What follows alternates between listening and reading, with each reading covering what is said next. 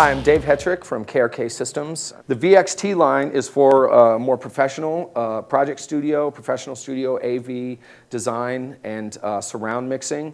The advantages of the VXT line over the RP basically comes down to power. There's more than twice the amount of power in the VXT line. And what that gives you is extended headroom. Now, a lot of people think that just means that you can play louder. The advantage there is that you get to hear extremely loud signals and very soft signals at the same time and hear the clear difference between them. And yeah, it is fun to turn it up really loud sometimes. We also have a greatly increased radiusing on the edges, so you get an even wider sweet spot. On the back, we have added a number of things. One thing I always like to say about KRK monitors is every feature on here is because an engineer asked for it, or the engineer had a problem and we figured out a solution and added it to our speaker. One thing is in limiting.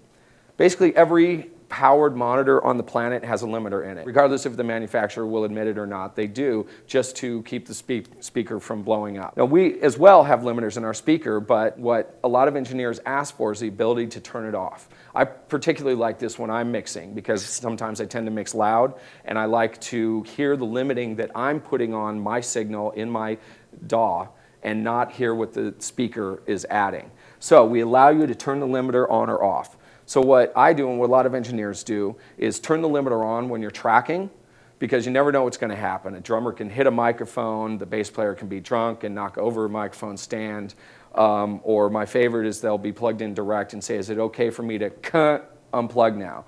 And a lot of guys blow woofers and tweeters just because of that. So when I'm tracking, I turn the limiter on and I'm never blown a woofer or tweeter. When I'm mixing, I turn it off because I want to hear the most clear signal path without any added limiting from my monitor. We also have a ground lift switch on there, which keeps you from biting off the plug if you have some sort of ground loop in your studio, which a lot of studios have. We have a high frequency adjust, which lets you tilt high frequency plus or minus 1 dB.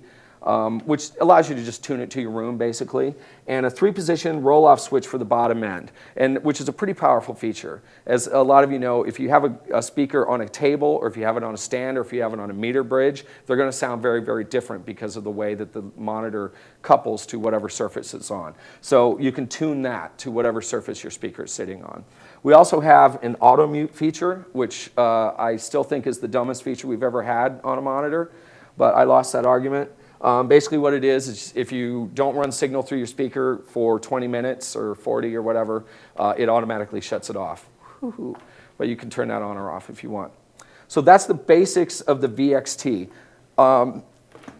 Another advantage, in addition to the headroom, is that we have higher quality components. They're going to take a lot more abuse. They're going to play louder, they're going to play longer, and they're going to give you consistent results because of the added headroom. The VXT line consists of the VXT4 with a 4-inch woofer.